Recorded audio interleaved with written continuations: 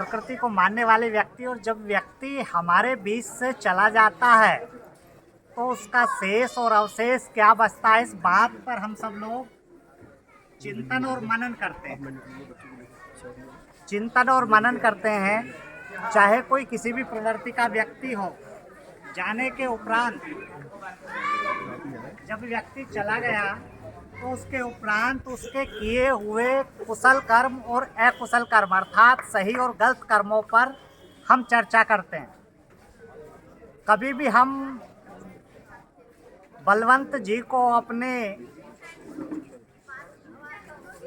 जब उनकी तरफ हम विचार करेंगे, उनके जीवन पर विचार करेंगे, स्मृति में आएंगे, तो जो उनका आचरण था लोगों के प्रति, जो उनका व्यवहार था, जो उनकी विचारधारा थी, विचारधारा को लेके और सही और गलत कर्म को लेके व्यक्ति को याद करते रहते हैं हम कभी ना कभी। जो उनके चित्त परिचित नाते रिश्तेदार मिलने वाले, वो उनके कर्मों को लेकर के याद करते हैं। और जैसा मुझे ज्ञात हुआ है, बलवंत सिंह जी डॉक्टर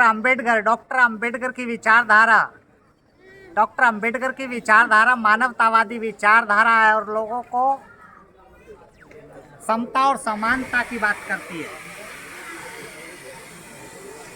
तो बलवंत जी समता और समानता के व्यक्ति थे, और कहीं ना कहीं डॉक्टर अंबेडकर की विचारधारा बुद्ध की तरफ लेके जाती है, तो शायद बुद्ध की विचारधारा की तरफ उनका झुकाव होगा।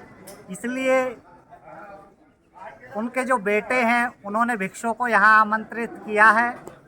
शायद उनका लगाव रहा होगा बुद्ध विचारधारा के प्रति, इसलिए भिक्षुओं को भी आमंत्रित किया है।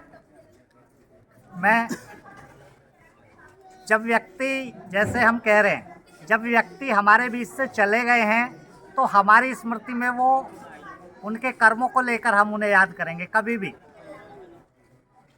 और व्यक्ति जब चला गया है, शेष और शेष तो कुछ नहीं बचता, केवल और केवल यही चीज़ बचती है, विचारधारा। हमारी स्मृति में हमेशा रहते हैं जो उनके नज़दीक में रहते हैं। जब भी हम उनको याद करेंगे तो उनकी विचारधारा को लेके हम उनको याद करेंगे। उनके प्रति यहाँ हम सब धन्यवाद ज्ञापित करने के लिए इकट्ठा हुए हैं कि और आने वाले समय में जो भी उनका परिवार उनकी विचारधारा को लेके आगे चलेगा, स्मृति को शेष रखकर हम सब उनके प्रति धन्यवाद साधुवाद ज्ञापित करते हैं। सभी का मंगल हो, सभी सुखी हों।